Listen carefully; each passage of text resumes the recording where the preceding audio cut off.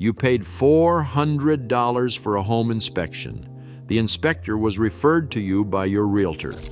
Your realtor gets paid when the deal closes. The inspector gets hired again when the realtor refers them again. That $400 report was never written for you. Inspectors who depend on realtor referrals operate under unspoken pressure. Produce a smooth report or lose the relationship. The guard has identified 5 defects that general inspectors systematically miss. 5 defects that cost between $8,000 and $50,000 each to repair after closing. 5 questions that change everything before you sign. This is the $400 inspection trap. Number 5. Beneath the surface, the most expensive risk in a home built before 1985 is the sewer line, specifically the Orangeburg pipe. This material, a tar-impregnated wood fiber tube, was installed in millions of homes from the 1940s through the early 1970s. Its official service life was never meant to exceed 50 years.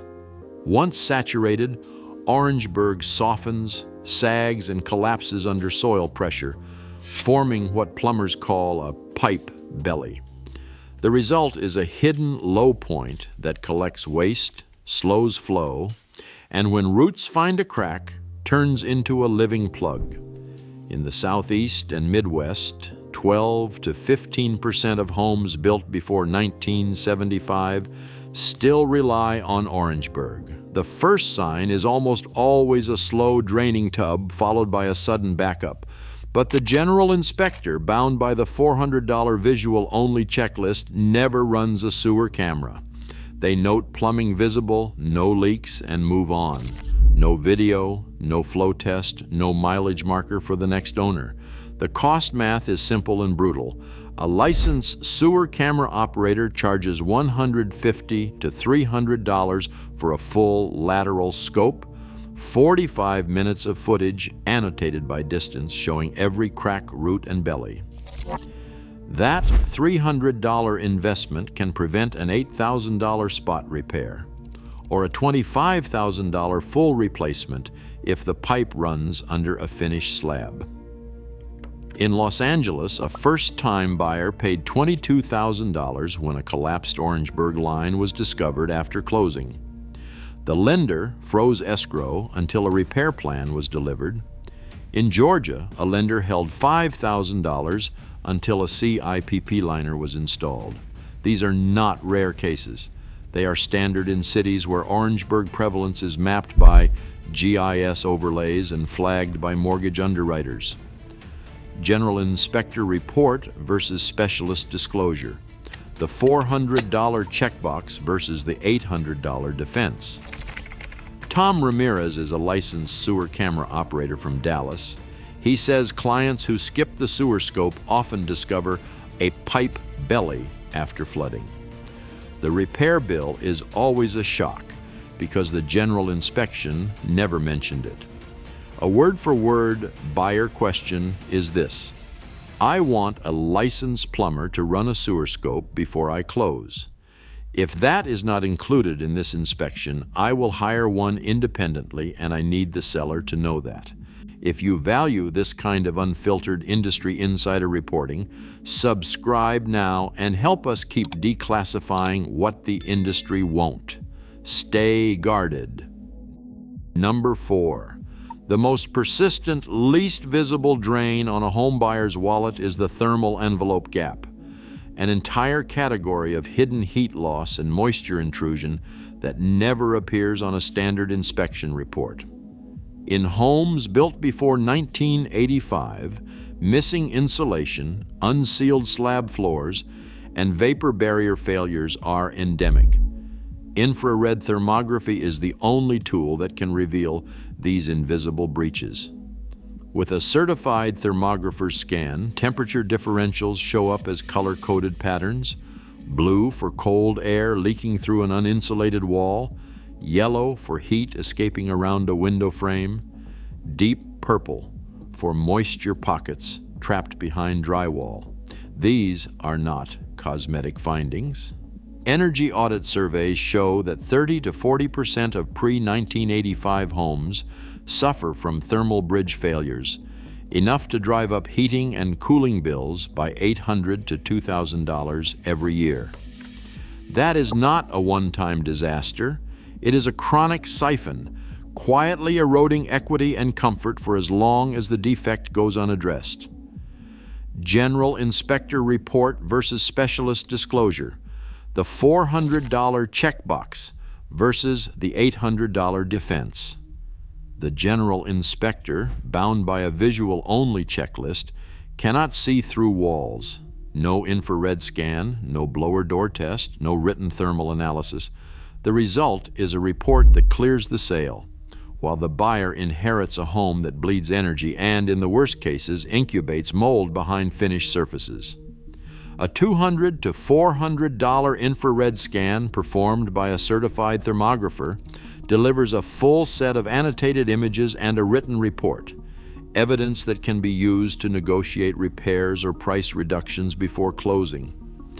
The cost of remediation, from blown-in cellulose to spray foam insulation or vapor barrier installation, ranges from $3,000 to $7,000, but the return on investment is immediate and measurable. Jenna Patel, a certified thermographer in Chicago, puts it plainly: thermal imaging catches hidden moisture behind drywall that can lead to mold and rot. The $400 inspection is blind to that, and most buyers never know until the problem shows up years later. Word-for-word buyer question: has this home had a thermal imaging scan in the last 5 years? If not, I am bringing in a certified thermographer before I sign, and I need that scheduled before closing. And for those still watching, we are 200 subscribers from monetization. If you value this kind of unfiltered industry insider reporting, subscribe now and help us keep declassifying what the industry will not. Stay guarded. Number 3, fresh paint on a basement wall is not a sign of pride. It is often the first clue that something is being concealed. Efflorescence, the white salt crust that forms when water migrates through masonry, is a silent witness to chronic foundation moisture. In homes built before 1985, 1 in 4 homes has required a foundation waterproofing retrofit in the last decade. The $400 general inspection, with its visual-only checklist, records that the walls are painted and there are no visible cracks, but it never asks why the paint is fresh or what lies beneath. When dry lock or similar coatings are applied, they can mask active water intrusion driven by hydrostatic pressure, the relentless force of groundwater pushing through concrete, brick, or block. The result is a surface that appears dry but hides a saturated wall, undermining the foundation's integrity over years or even months. The consequences are severe. A foundation specialist uses a calibrated moisture meter, probing at multiple points to reveal hidden saturation. The cost of this assessment, typically $150 to $350, is negligible compared to repair bills that range from $5,000 for minor crack injection and drainage correction to $50,000 for major stabilization, including carbon fiber reinforcement, new piers, or full perimeter excavation. In flood-prone regions, the prevalence is even higher. Municipal records show that up to 30% of pre-1985 homes have undergone some form of foundation remediation. The General Inspector's report clears the sale, but the buyer inherits a structure at risk of heaving, bowing, or collapse. Mark Sullivan, a former inspector, put it plainly: "I left the business because I was asked to sign off on reports that said no major defects, even when I saw rust on the sewer line that a camera would have caught." The $400 price point made it impossible to do a thorough job without losing preferred vendor status. The system rewards concealment, not disclosure. The buyer's exact question was, "I need a moisture meter reading at every foundation wall, and I need written disclosure on when this paint was applied and why." And for those still watching, we are 200 subscribers from monetization. If you value this kind of unfiltered industry insider reporting, subscribe now and help us keep declassifying what the industry won't. Federal Pacific stab lock and Zinsco electrical panels, along with aluminum branch wiring, hide behind walls in millions of homes built before 1985.